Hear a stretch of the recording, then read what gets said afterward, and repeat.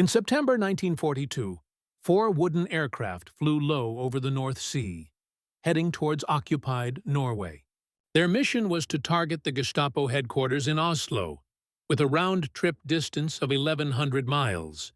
The Defenders, Germany's elite fighter unit, had Focke-Wulf 190 aircraft, some of the fastest in the Luftwaffe.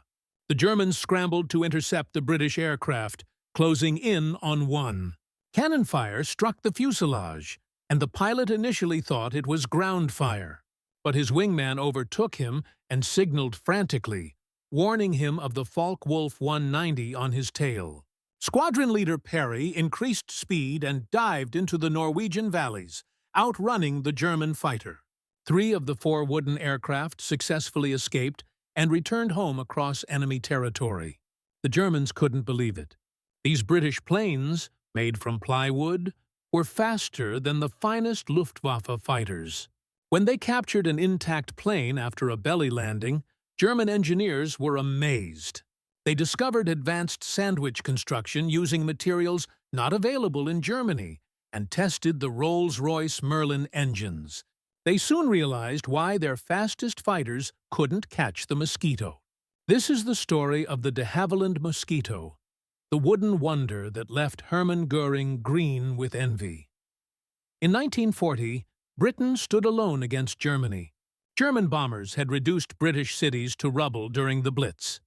The Royal Air Force urgently needed new aircraft, but aluminum was scarce. All metal was being used for the Spitfires and Hurricanes in Fighter Command. Bomber Command needed a new, fast bomber, but the Air Ministry insisted it should be armed with gun turrets, defensive armament, and a 3rd crew member. Geoffrey de Havilland, however, had a revolutionary idea. On January 1, 1940, he proposed building the fastest bomber in the world, one that needed no defensive guns, relying only on speed for protection. Even more shockingly, he suggested it would be made almost entirely from wood. The Air Ministry was horrified. Wood? In 1940? It seemed out of place in the age of metal aircraft. They demanded turrets, a 3rd crew member, and traditional construction. But de Havilland refused. In a letter to Air Marshal Wilfred Freeman on September 20, 1939, he insisted that they could build a twin-engine bomber so fast that little defensive equipment would be necessary. No turrets, no extra crew, just pure speed. Lord Beaverbrook, the Minister of Aircraft Production, dismissed the idea as Freeman's folly. In June 1940, he ordered the project stopped, insisting Britain needed to focus on 5 proven aircraft: Spitfire, Hurricane, Wellington, Whitley, and Blenheim. The Americans were also skeptical, criticizing the design for sacrificing structural strength, serviceability, and flying characteristics for a material they considered unsuitable. The project should have ended, but instead, something very British happened. Air Vice Marshal Wilfred Freeman ignored Beaverbrook's shutdown order, and de Havilland funded the development from his own pocket. The work continued in secret. On November 25, 1940, prototype W4050 took flight from Hatfield Aerodrome, piloted by Geoffrey de Havilland, Jr. The aircraft flew smoothly, and everything worked perfectly. On January 16, 1941, the moment of truth arrived. The prototype raced against a Spitfire M2 at 6,000 feet. The Spitfire, Britain's finest fighter, surely had the edge. But the Mosquito flew past the Spitfire as if it were standing still. At 392 mph, it was faster than the Spitfire's 360-meter trimpet. The critics were silenced, but what made this wooden aircraft so fast? The secret lay in its innovative yet simple engineering. The fuselage used a plywood balsa plywood sandwich construction. The outer skins were just 3/32 of an inch thick Canadian birch plywood. Between them, a 7/16-inch core of Ecuadorian balsa wood, precisely chosen to weigh 9 milliliters per cubic foot, sat in the middle. The entire sandwich was only 0.55 inches thick, yet it was incredibly strong and rigid. The wings were built as a single, continuous structure from tip to tip, with no fuselage joint to weaken it. About 30,000 small brass wood screws reinforced the wing's glue joints, with 20,000 more securing the fuselage and tail. The British had perfected a synthetic adhesive stronger than the wood itself, resistant to corrosion and capable of withstanding all weather conditions. The Germans, who would later face the consequences of underestimating the Mosquito, lacked such advanced adhesive technology. The construction method was remarkably efficient. Furniture factories in High Wycombe, skilled in making chairs and tables, now built wings and fuselages, with multiple production lines running. At peak production, British factories completed 1 Mosquito aircraft per day per line. With 4 production lines running, this meant 4 aircraft were completed daily. The smooth plywood skin of the Mosquito had no rivet heads to create drag, unlike metal aircraft that required thousands of rivets, disrupting airflow. The Mosquito's surface was glass smooth, which alone improved its speed. Its engines were mounted in streamlined nacelles, and the radiators were built into the wing leading edges instead of hanging below the fuselage like in the Spitfire. Every design detail reduced drag. The aircraft was powered by 2 Rolls-Royce Merlin engines. These 27-liter engines were smaller than the German power plants, such as the Daimler-Benz 601, 36 liters, and BMW 801, 42 liters, but they were more efficient. The Merlin engines produced equivalent or better power with less weight and fuel consumption. The early Merlin 21 engine generated 1480 horsepower, and by June 1942, the Mosquito was fitted with the more powerful Merlin 61 with a 2-stage, 2-speed supercharger, which improved performance dramatically, especially at high altitudes. Later variants with the Merlin 77 achieved speeds of 439 mph (T9 in testing. By the end of the war, nearly 150,000 Merlin engines had been produced, powering Spitfires, Hurricanes, Lancasters, and Mosquitoes. The Germans had nothing comparable to the Mosquito's performance. Geoffrey de Havilland's original theory was elegant. With twice the surface area, twice the weight, and twice the power of a Spitfire, it should be 20 mm Tinturms faster. The actual result exceeded expectations, with the Mosquito being 30 mph faster than predicted. Thanks to its superior aerodynamics, on September 17, 1941, the first operational Mosquito sortie was launched from RAF Benson. Squadron leader Clark flew W4W55 on a photo reconnaissance mission over the Biscay coasts. 3 German Messerschmitt 109s intercepted him at 23,000 feet, but the Mosquito simply outran them. This became a familiar scenario. The Germans first realized they had a serious problem in early 1942 as Mosquito reconnaissance planes penetrated deep into the Reich, photographing targets with impunity. Fighters scrambled to intercept them, but they could not catch the wooden aircraft. On September 19, 1942, something even more humiliating occurred. A lone Mosquito flew over Berlin in broad daylight, the first Allied aircraft to do so since the war began. Messerschmitt 109s gave chase, but the Mosquito flew away from them as though they were standing still. The mission that truly showcased the Mosquito's dominance came on January 30, 1943, the 10th anniversary of Hitler's rise to power. The Nazis had planned massive celebrations, with Hermann Göring delivering a live radio address in the morning, and Joseph Goebbels speaking at the Sportpalast in the afternoon. At 11 a.m., 305 Squadron Mosquitoes reached Berlin at medium altitude. They dropped bombs precisely on the main broadcasting station just as Göring began his speech. The bombs exploded, interrupting his address and silencing German radio for over an hour. Göring was furious. That afternoon, 3 more Mosquitoes from 139th Squadron dropped bombs on Berlin during Goebbels' speech, causing further humiliation. The psychological impact was devastating. Göring had once boasted that no enemy bomber could reach the Ruhr. After the Mosquito raids, Germans began mocking him, calling him Mia instead of Göring. They even renamed air raid sirens Mears trumpets, destroying his credibility.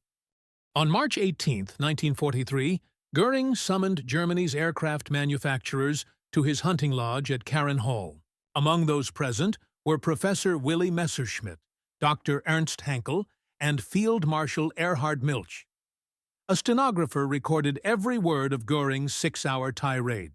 What he said that day became the most famous acknowledgement of British superiority by any German commander during the war. "It makes me furious when I see the Mosquito," Goering raged. "I turn green and yellow with envy. The British, who can afford aluminum better than we can, create a beautiful wooden aircraft that every piano factory over there is building, and they give it a speed which they have now increased again.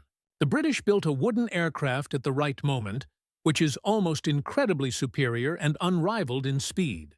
Today, these aircraft fly over Germany, sometimes for reconnaissance, but at other times, carrying out heavy attacks without suffering any losses." He sarcastically told Professor Messerschmitt, "Everyone should come and look at this amazingly primitive aircraft. Then they might learn something." Goering went on to say, "Let's stop searching. Let's build the Mosquito. That is the simplest thing we can do." But the Germans could never build the Mosquito. By mid-1943, the Germans had captured exactly one intact Mosquito specimen, a B Mark V that had made a wheels-up forced landing in occupied territory. The exact location and date remain unclear. When the Germans captured the Mosquito, they assigned it the code T9 plus XB. Immediately, German engineers began examining the aircraft. The landing gear and propellers were destroyed, and the fuselage had structural damage from the belly landing, making the aircraft completely unserviceable and unable to fly again. However, the Germans could still study its construction and materials, and they were amazed by what they found. The plywood balsa plywood sandwich was incredibly well engineered, using materials like Ecuadorian balsa wood, Canadian birch plywood, and Sitka spruce for the internal structure. Germany had none of these materials in sufficient supply, and while Britain could import them, Germany, under naval blockade, could not.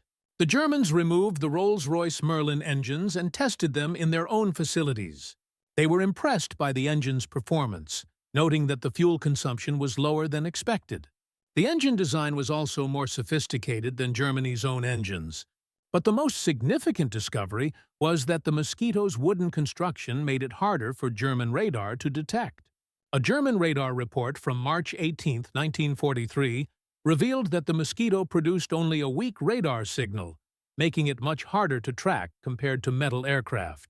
This explained why German radar could not detect it properly, leaving their fighters unable to intercept the Mosquito without radar guidance. The captured aircraft, T9 plus XB, was sent to the Luftwaffe's Elite Special Operations Unit, Kampfgeschwader 2000, which tested captured Allied aircraft. They had successfully tested other aircraft like the B-17, P-47, and Spitfire, but they could not test the Mosquito due to its damaged condition. German records show that T9 plus XB was listed as unserviceable by November 10, 1944. It never flew with German markings. The Germans, for propaganda purposes, built a crude steel tube undercarriage using the original tires and exhibited T9 plus XB at Lierre Airfield on June 12, 1943. As part of the Circus Rosarius, a demonstration unit showing off captured enemy aircraft. Despite this, the Mosquito's performance continued to make a significant impact in combat. By the end of the war, thousands of Mosquito operations had been carried out over occupied Europe and Germany itself. But only one Mosquito was captured, and it was damaged beyond repair. The Germans were never able to truly test the aircraft in flight, but its combat record spoke volumes. The Mosquito entered service with Bomber Command in November 1941. In its first 600 bombing missions, only one aircraft was lost. The overall loss rate for Mosquito bombers throughout the war was an astonishingly low 0.7%. For comparison, the Lancaster bombers suffered a loss rate of 2.2%, and some squadrons lost up to 5% of their aircraft on every mission. A loss rate of 5% was considered unsustainable. In contrast, the Mosquito was losing fewer than one aircraft in every 140 missions. During the Battle of Berlin, the Mosquito's loss rate was 0.5%, while the Lancaster's loss rate was 5.1%. The heavy bombers were being decimated, while the Mosquito remained nearly untouchable. Post-war, British analysis revealed that the Mosquito was 4.9 to 5 times more cost-efficient than the Lancaster in terms of damage done per pound spent.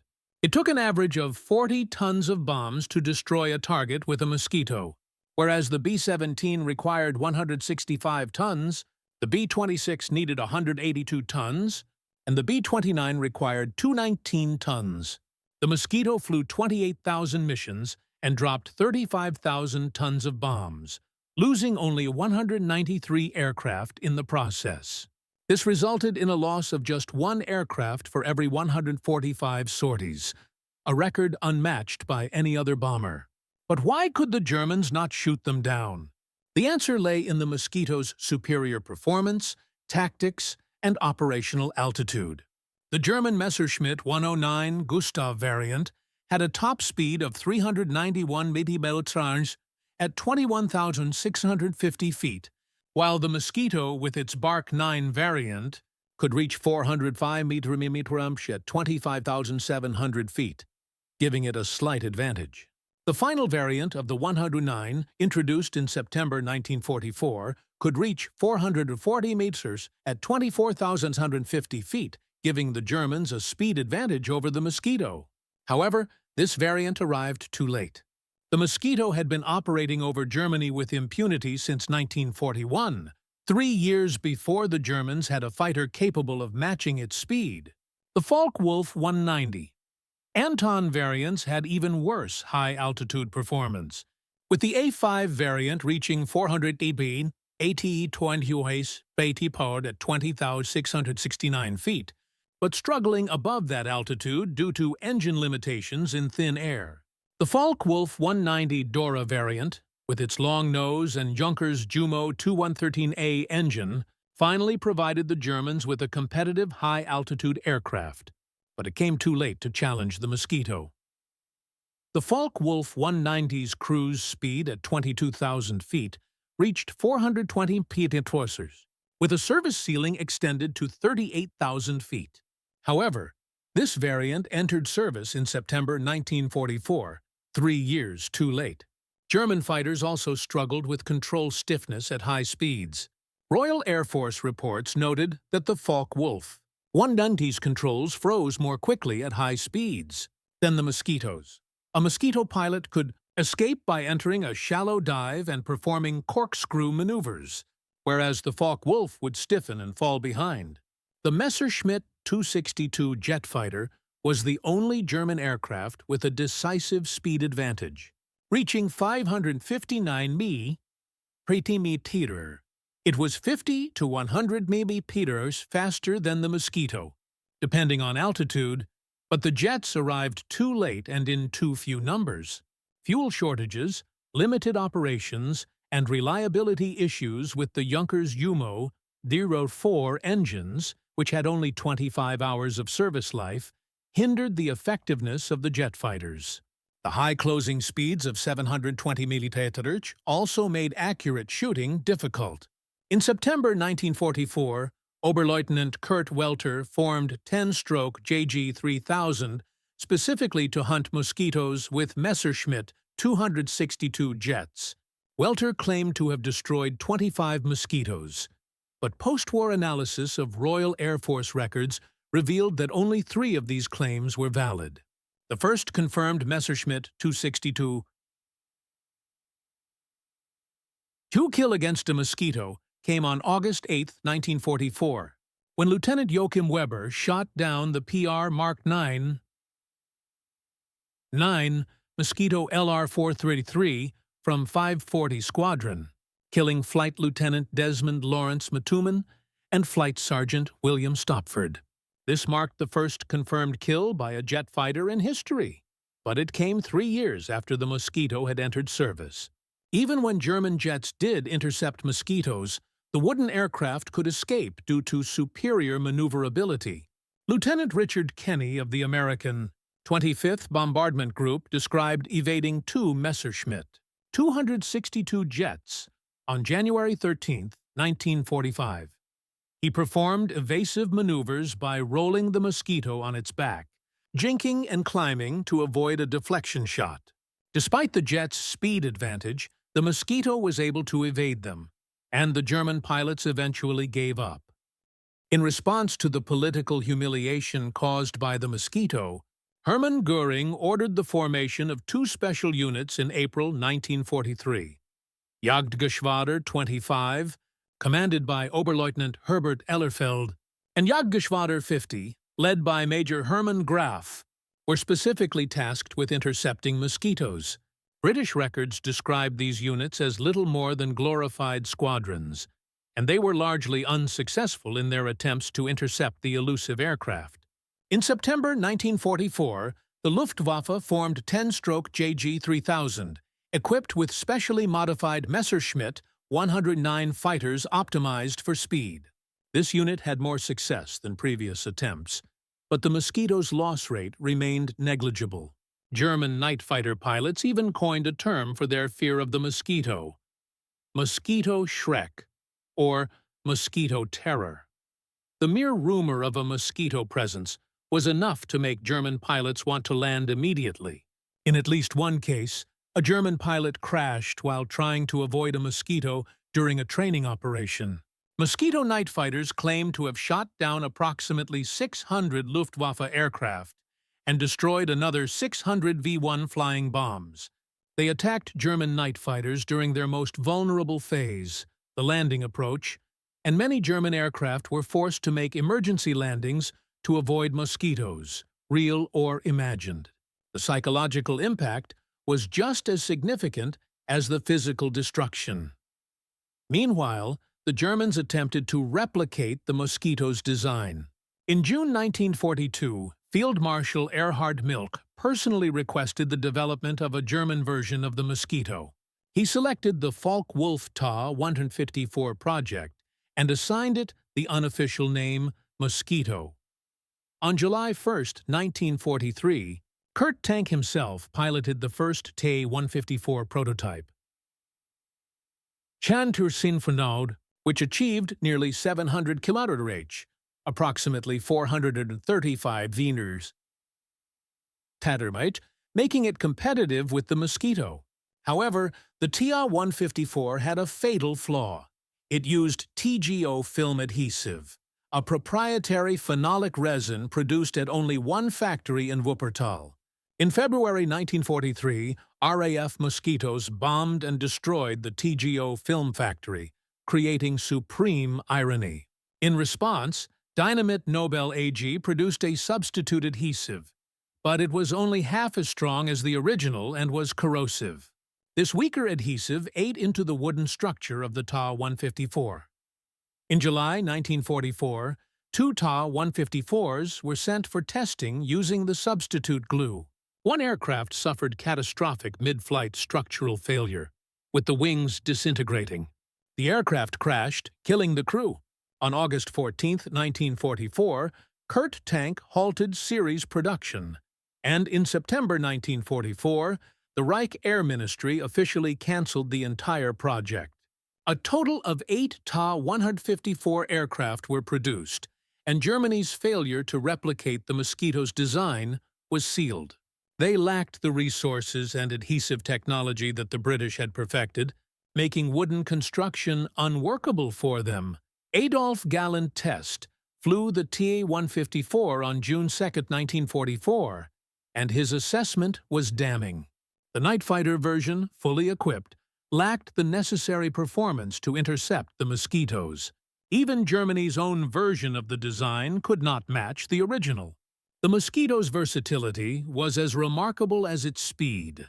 The same basic airframe served as a bomber, fighter, pathfinder, photo-reconnaissance aircraft, night intruder, fighter-bomber, and anti-shipping strike aircraft. A total of 42 different variants were produced. In Pathfinder Force, Mosquitoes marked targets for heavy bomber streams. Equipped with oboe radar navigation and H-2S downward-looking radar, they achieved unprecedented accuracy. Air Vice Marshal Donald Bennett, the Australian-born commander of Pathfinder Force, called oboe, probably the most effective single instrument of warfare in our entire armory. Pathfinder Force flew 51 to 53 of Bomber Command's 360,056 sorties. Mosquitoes provided the high speed, high-altitude marking that improved bombing accuracy from 1 in 3 within 5 miles to precision marking. Photo reconnaissance. Mosquitoes penetrated deep into enemy territory.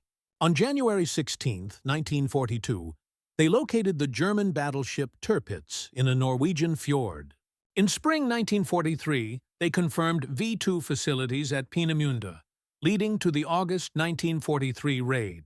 On April 4, 1944, 60 Squadron of the South African Air Force accidentally photographed Auschwitz concentration camp while targeting the Buna factory.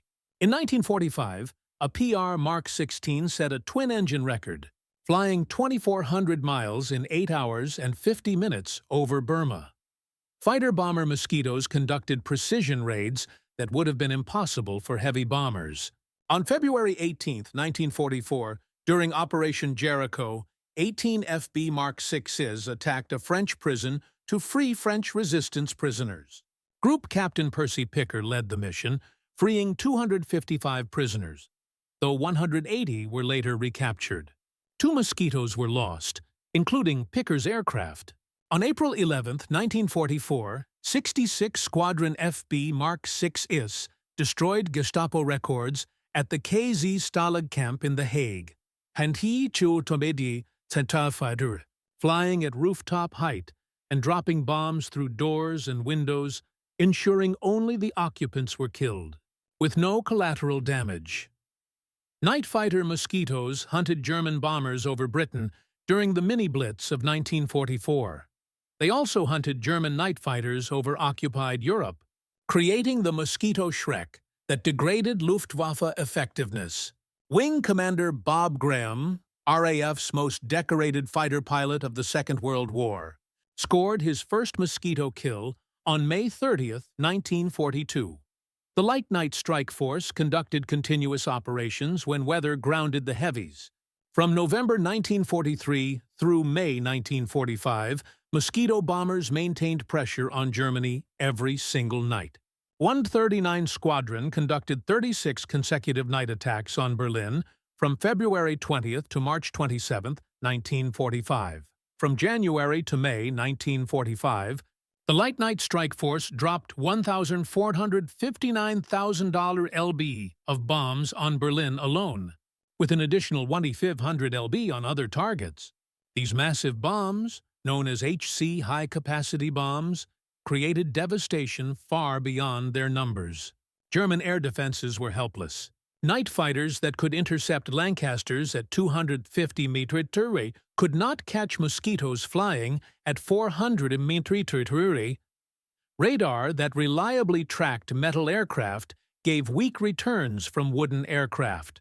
Anti-aircraft guns that could predict bomber courses based on steady flight could not predict the Mosquito's unpredictable speed and maneuverability. By 1945, Berlin's air raid sirens sounded multiple times every night. German night fighter pilots suffered from chronic fatigue, and factory workers lost sleep and productivity. Nazi officials could not guarantee their own safety in their own capital.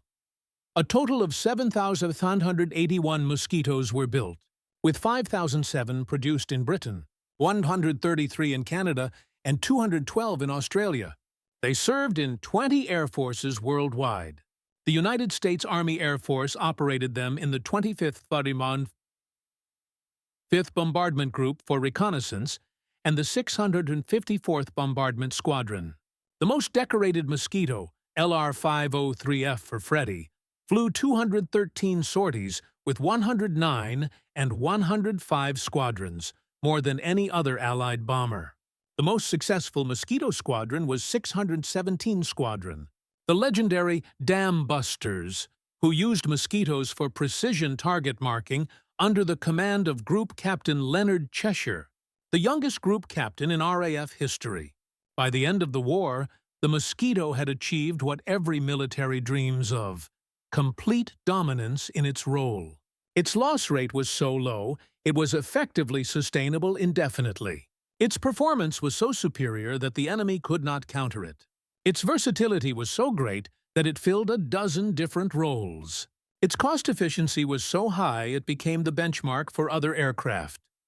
Hermann Göring's words at Harrenhal became the ultimate verdict on the Mosquito. The British have the geniuses, and we have the nincompoop-poops. While this was hyperbole, it captured an essential truth. Britain, with its furniture factories and wooden construction, its Rolls-Royce Merlin engines and resource adhesives, and Geoffrey de Havilland's stubborn vision, had created something extraordinary. The Germans, with all their metal, sophisticated engineering, and the finest aeronautical designers in Europe, could not replicate the Mosquito. When they captured the only intact specimen and examined it, they discovered materials they could not obtain, adhesives they could not replicate, and performance they could not match. When they tried to copy it, their substitute glue caused the wings to disintegrate in flight. When they sent their fastest fighters to intercept it, the Mosquito flew away as though they were standing still. 7,781 wooden aircraft, built by furniture makers and dismissed as primitive, made the Luftwaffe's finest pilots feel terror, made Germany's greatest commanders feel incompetent, and made the Reich's air defenses look helpless. Hermann Göring, green and yellow with envy, admitted that the British had the geniuses. The Mosquito proved that speed and innovation could triumph over raw power and industrial might. It was more than just an aircraft. It was a statement. Britain could still innovate and surprise its enemies.